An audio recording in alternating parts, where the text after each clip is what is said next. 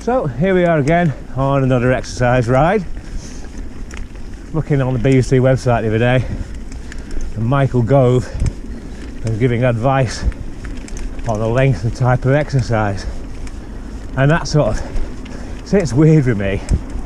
If you look at Michael Gove, the only exercise he probably does is masturbating furiously into a golden chalice and then forcing one of his servants to drink it while he guffaws loudly. So I, like many millions of others, am a Strava user, and I really like it. I like recording my rides, I like seeing if I've improved anywhere. I just like stats because I'm a bit of a IT nerd. I think one of the really fun things about Strava when you first start is when you get your first cup, or dare I say it, a KOM on a segment, and you just think, wow, that is unbelievable. I've done so well on that. And I'll admit, I've got a few really relevant KOMs and a few cups, a couple which I'm very happy with. But then when you factor it in to reality, you get a cup, on a segment. And it does not mean that you are, say, top 5 of everybody who's ever ridden that segment.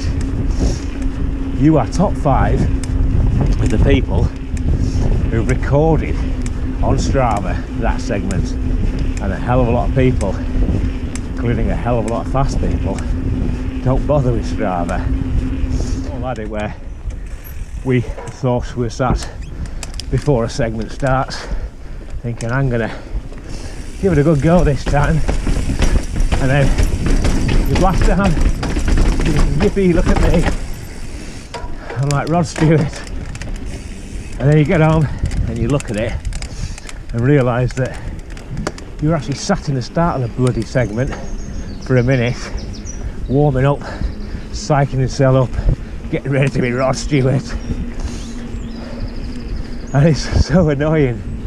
So what I occasionally do, done a big ride somewhere, you know, you get curious as to other people's times on it, stuff like that. And also for me, other people's routes, people I don't know even. So I will look on Strava and I'll look at their whole route. Sometimes you can see trails are taken that you're not aware of. So that can lead to looking on maps, finding new stuff. Sometimes it's crap, sometimes it's not crap. But it's all finding new stuff, exploring new trails. I found that one in Wales recently by looking at Mark's Strava recording from his Kilkenny ride, and I knew that he found something cheeky, and when he looked on his Strava route, it stood out by a country mile where it was. So one thing Strava's really good for is finding new trails, cheeky trails, hidden trails, etc.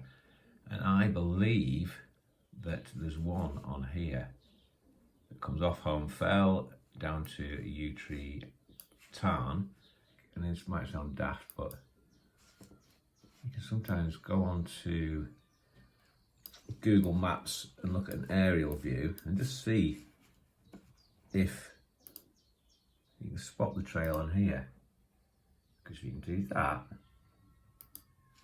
and you can tell where it's worth riding. And look there, that looks to be the one.